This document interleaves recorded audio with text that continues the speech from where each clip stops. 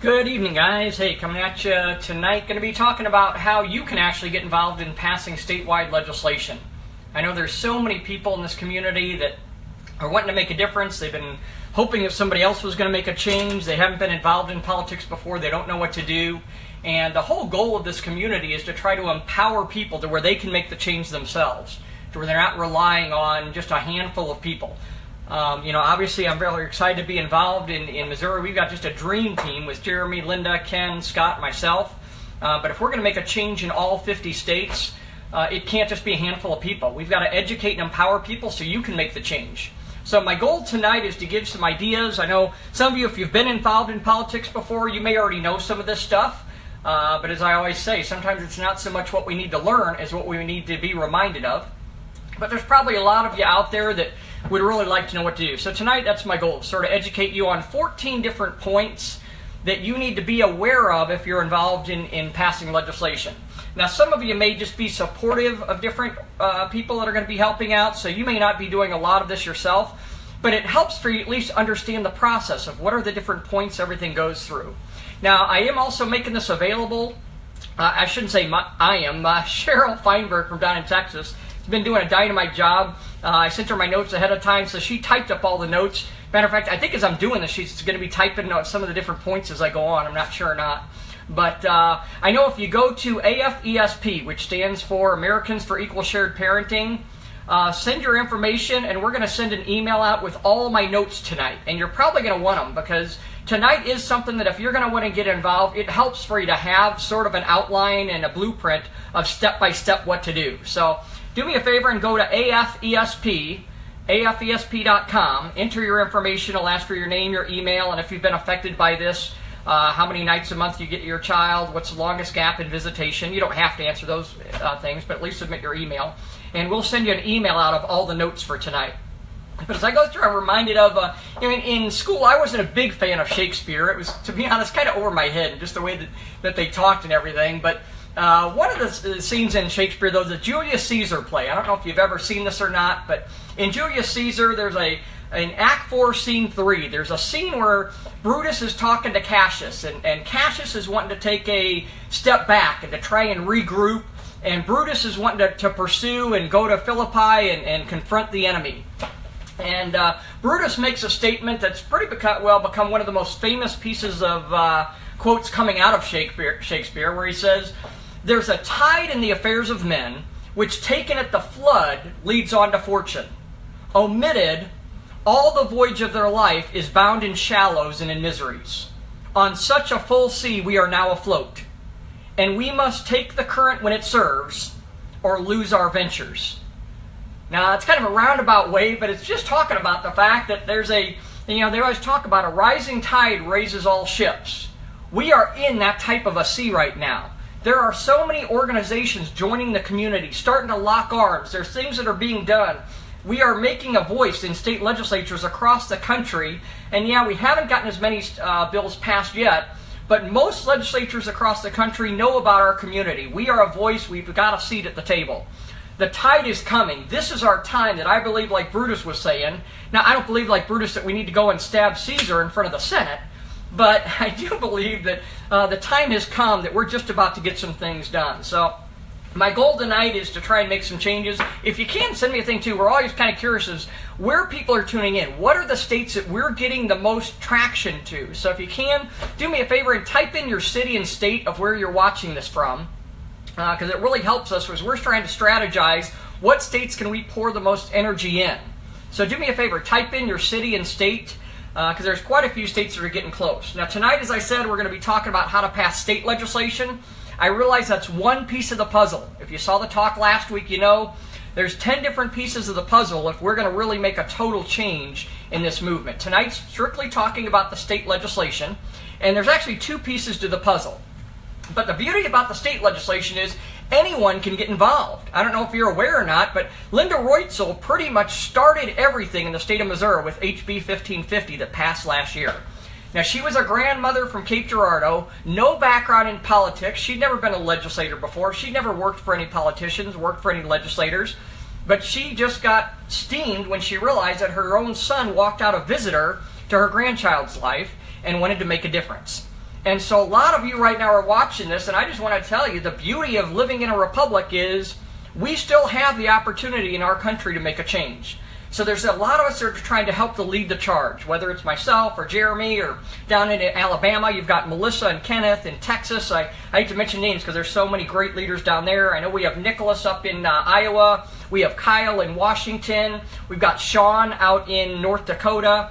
So great leaders, and all of us are going to be able to help with our, and Chad in Illinois, by the way. Sorry, Chad, almost forgot you there.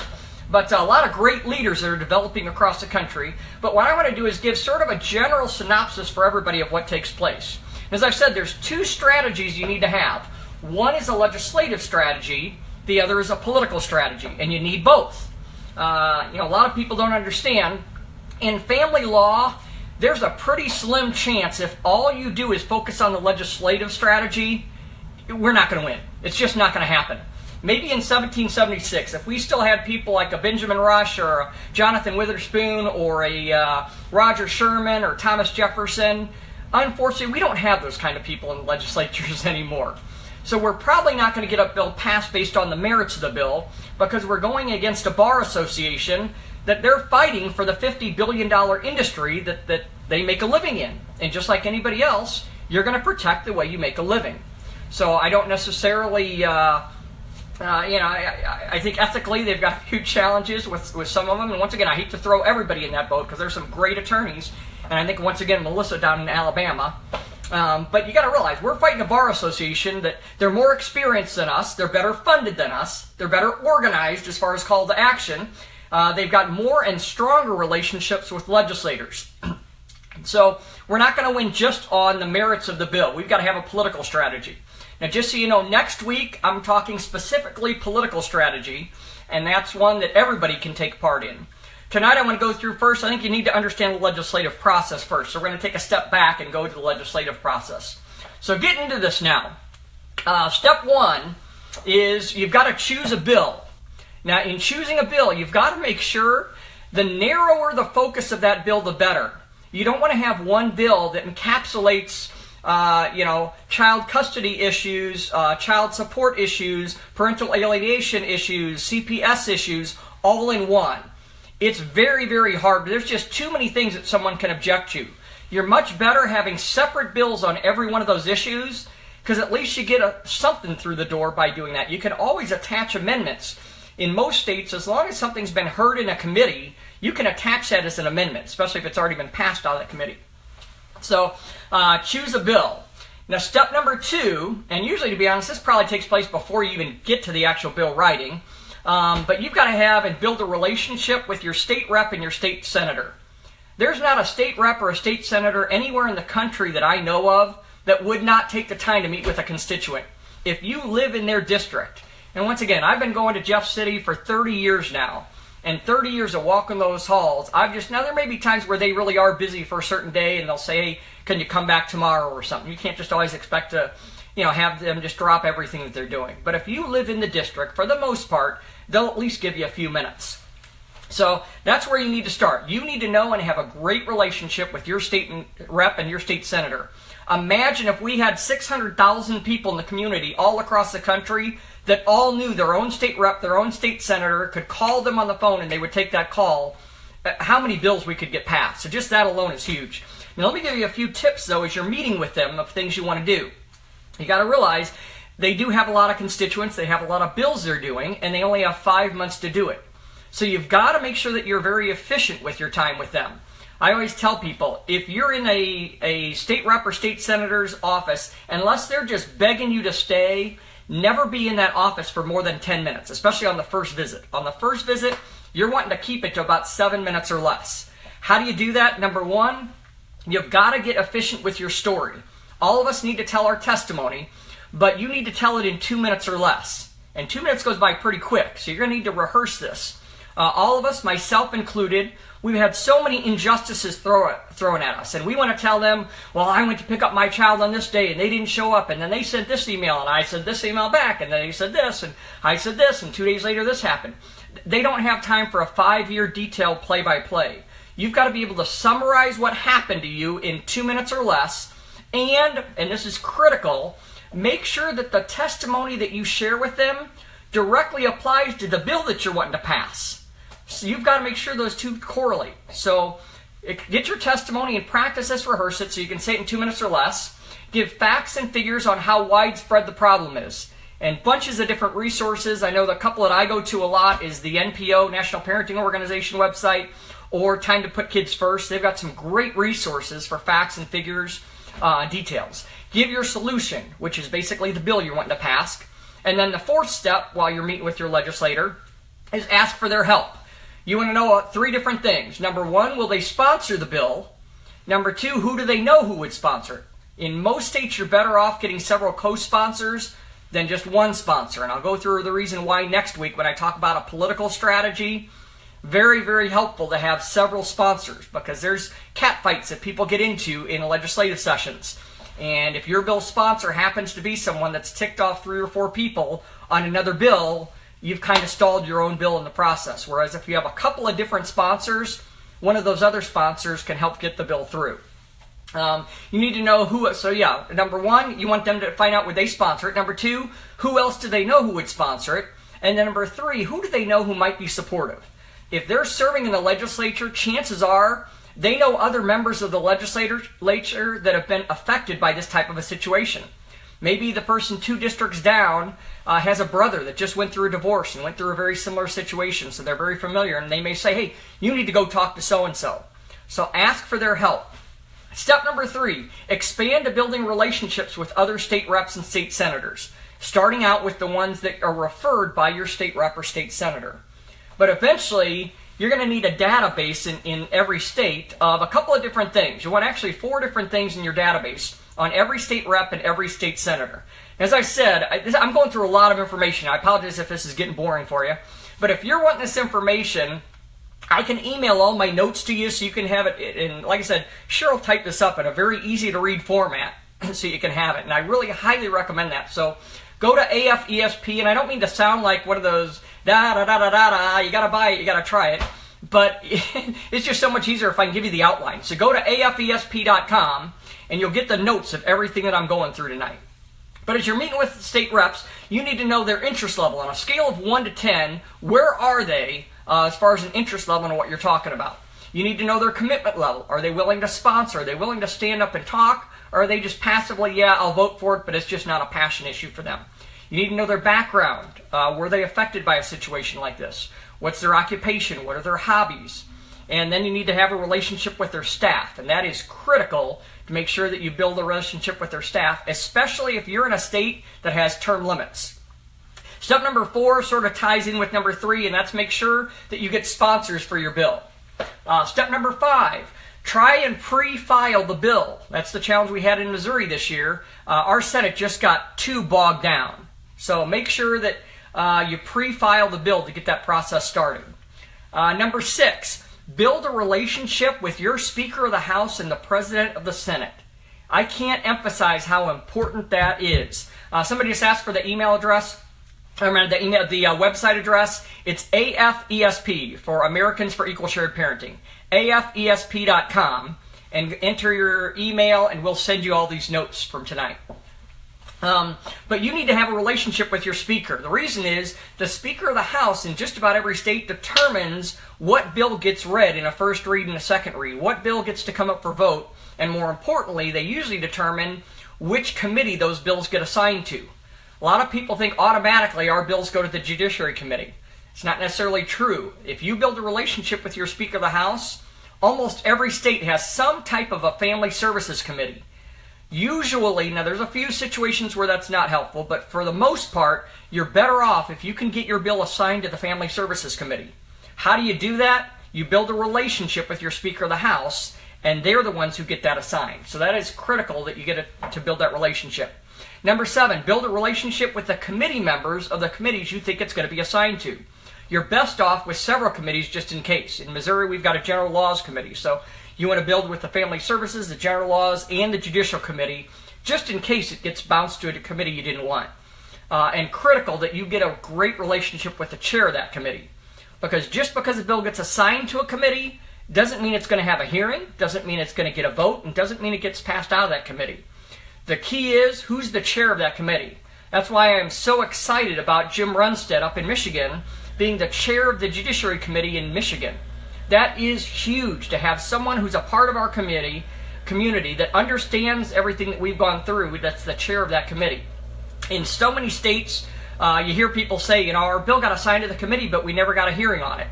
That's the committee chairs that did that. So you've got to make sure you build a relationship with them. If you can, try and meet with every single committee member on each of those committees. That's step number 8. Step number 9, as I sort of talked about, strategize which one of the committees would be best to have it assigned. For the most part, you're better off on a Family Services Committee. The reason is, in almost every state, the Judiciary Committee is controlled by the Bar Association. And they've lobbied hard to make sure that only bills that they like are going to get through that committee. So you want to, if you can, try getting it to some kind of a Family Services Committee. Now, there's some exceptions to the rule, but for the most part, that's where you want it to go. Step number 10, meet with your sponsors and the Speaker of the House to make sure that that bill is going to for sure be assigned to the committee that you want it to be assigned to. Step number 11, prepare for the committee hearings. And this is why you want to send in your email to get these notes, because there's just too many points here. You really need them all typed out. But I'm going to go through a bunch of the points in step 11. But once again, if you go to afesp.com, give us your email, we'll send these notes out. But preparing for the committee meetings, you need to know who is supportive and who is against your bill before you even go into that committee. You need to know who your opposition is. Obviously, it's the Bar Association. In a lot of states like Michigan, you've got a very heavy effort in lobbying by the domestic violence groups. And I understand their issues, but it's sort of innocent until proven guilty. You can't just make everyone guilty and then have to prove they're innocent. So you know who the opposition is, what are their arguments going to be. Lay out a strategy and a logistical flow to the testimonies. You just don't want people randomly going there. Jeremy's done a great job in the state of Missouri of making sure that we have an orchestrated flow. What you want to do is sort of go from the macro to the micro. So have someone start out with the general issues and how, and this does affect both genders. So I don't mean this to slight, because I know we have a lot of mothers on here that have been denied access to their kids. But I think everyone, even those mothers, will agree that the fatherless society has caused a lot of statistically proven things. And that helps. Anytime you can give statistics as far as the fatherless society and how many teen suicides and teen dropout rates and all this kind of statistics that you have, if you can start out with that macro view of how it's affecting society and then sort of steam it down to the issues that you have, it's going to be very good. Have a diverse group of testimonies. You want women, you want grandmothers, you want different races, different ages, professionals, non-professionals. Attorneys on there are great. So you want to have a big, broad gamut of the spectrum when you're giving your testimonies. Make sure each testimony covers a different point without too much overlap. You're going to have some overlap, and once again, don't forget 2 to 3 minutes on the testimonies when they're giving their own personal story. But spread those out. Make sure everyone prepares an outline. Don't ever have anyone come in to give a testimony in front of the Senate or the House and just wing it. You've got to make sure that they all have an outline, they practice it, they stick to their points so that the message gets conveyed in the way that we want it to. Have a power closer, usually an attorney who can summarize, clarify, counter arguments, and end with sort of a power close. But you always want to make sure that you have somebody, your home run hitter at the end, that can close everything out and clarify any issues that may have been left hanging throughout the thing. We're getting close to wrapping up here in case you're wondering. Step number 12, have a call to action crew prepared that can call and email the chairman and other strategic committee members. We're going to talk a little bit more about that last night, and that's the other reason why I'm gathering everyone's emails. My ultimate goal is I want to help you guys get legislation passed in all 50 states. And my hope is that when somebody comes up and says, Mark, we have a bill in Illinois, or we have a bill in Oklahoma, or we have a bill in Colorado, I can say, hey, I've got a database. I've got 800 names of people that we can get to try and write a letter. So you've got to have a call to action. But that's why, too, if you don't mind, please send your email in. Number 13, step 13, prepare the speaker that the vote should be coming. There's so many bills, the speakers lose track of where a bill is. You want to get a speaker prepared so as soon as that bill passes the committee, they can schedule it on the floor for a floor vote. And that's why it's so critical, once again, have that relationship with the Speaker of the House. And then step 14, the final step, prepare the other chamber that the bill is going to be coming over, because the same process has to happen on the other side. You've got to get them prepared. Now, a couple of key points to remember, and a lot of these sort of go along with the political strategy I'm going to be covering next week. But these are critical points you've got to make sure. You will kill a bill if you don't remember these 9 points that I'm going to go through now. Very critical that you remember these. Number one, you've got to have strong, positive relationships with legislators. You've got to make sure that they know you, that you know their kids, that they know your kids, that you've had some great dialogues just like you would with a friend. People like doing business with people they like, they know and trust. So you've got to have that relationship.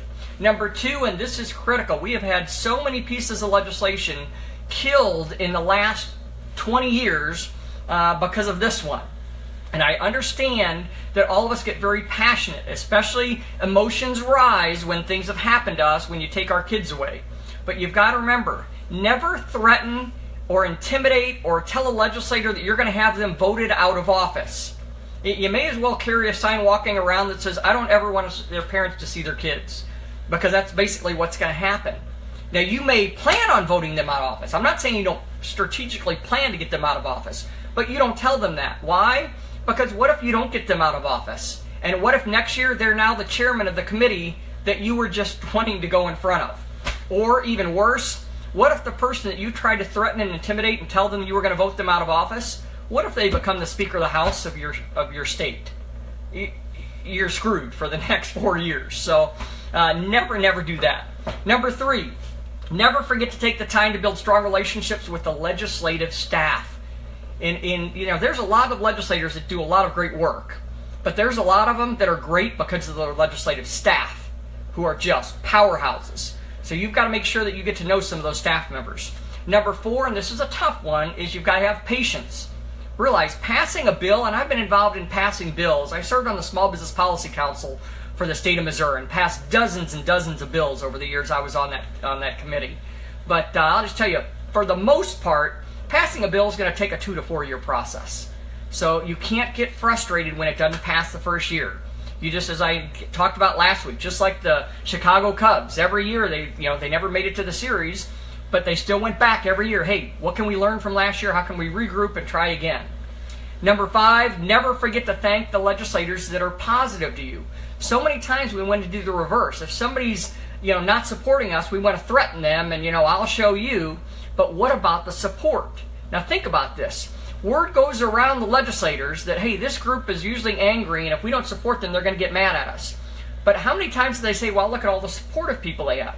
That's what the Bar Association has going for them. And I'm going to talk about that a lot next week on the political strategy. The Bar Association, even though I don't like some of their ethics, they've been geniuses on the political strategy because they've been extremely supportive to people. And so what they want is, if I'm a legislator, I'm thinking, oh gosh, these guys have attended my functions, they're supporting me, they're encouraging me, they're helping to spread the word.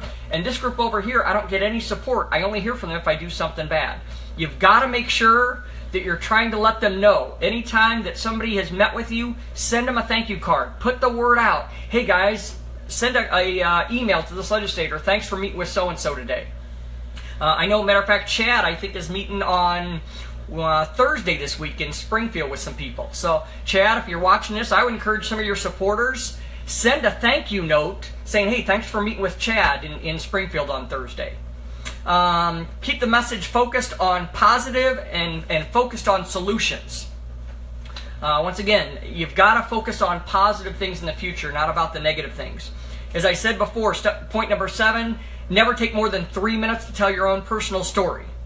Number 8, as I already said also, keep your visits to under 10 minutes. You don't want to take them over the hill. You've got to make sure, leave them hungry for more. And number 9, don't burn your bridges. As I said before, the very people that you're mad at may end up Speaker of the House or Chairman of a committee. Never burn your bridges. Even if things aren't going your way, you're still going to need people's help next year to try and regroup. So hopefully some of that stuff that I shared helps you out. As I said, next week, I'm going to go into more of the political strategy. And the political strategy is something that every single person can take part in. The political strategy is where we raise a public awareness. We're going to need a large funding base so that we can do some radio, some print, some TV, some billboard ads, where we can get involved in state campaigns, different state reps campaigns. And Now, I'm not necessarily saying you have to run, but find someone in your community who's supportive, at least, of our issue, and get to know them, so when they do get in, you know you can count on their vote. So, as I said, next week, 7:30, we're going to be covering the behind-the-scenes secrets of political strategies. In the meantime, do me a favor, as I said, go to afesp.com, enter your information. 2 reasons. Number 1, you're going to get the notes from tonight of all the detailed things you need to do to get some legislation passed. But more importantly, we're going to create a database, because I'm telling you guys, if you look at the NRA, if you look at Planned Parenthood, if you look at the pro-life movement, if you look at Eagle Forum, if you look at even the Bar Association, why are they so powerful? They've got a huge call to action database that they can send an email out, and boom, they know within a minute they can get thousands of different emails sent. I've got a friend of mine that was working in Jeff City this year, and she put an email blast out, and I forget how many, I'll have to ask her, but I think she literally got 8,000 emails within one day, within 24 hours. That's what we need. Can you imagine if legislators got 8,000 emails all about our community and what we're trying to do and the issues that are important to us? We've got to have that kind of a database. So please, I know you watch these videos, I know you're helping, but it's critical. Every single one of you, if you're not in this database, we need you. We need your email. I promise I will not bombard you. You're not going to be getting an email every other day. We're not going to sell this list. I can promise you that. That list will never be sold. I'm in this because of my son. I've spent 7 years fighting for my son right now, just like every one of you have. So my heart and soul is in this. I can promise you that list will never be sold. But we have got to unite. We've got to get a database together so that we can really make an impact. So please go to afesp.com and enter your email address, and then share and spread the word. And then, as I said, next week we're going to be talking about the behind-the-scenes secrets of political strategies. If there's ever anything I can do to help, please send me a private message on Facebook. Sometimes I get bombarded, especially on Monday nights. I get quite a few of them. But if there's anything I can do, I would love to help anybody out that I can. But once again, the secret isn't me. The secret isn't Thomas Fiddler. And he'll be the first one to admit that. The secret is a large community of us that are all trying to make a difference. And that's my hope and my goal, is that we can educate and empower 600,000 of us, and we're going to make a change. And just like Brutus said, you know, that tide in the affairs of men, that time has come right now. Our time is coming. The tide is rising, and we're going to make a difference. So thanks again, everybody. I'll see you next week talking about the behind-the-scenes secrets of political strategies. Please share this video if you can, just so we can start raising an awareness. Thanks again.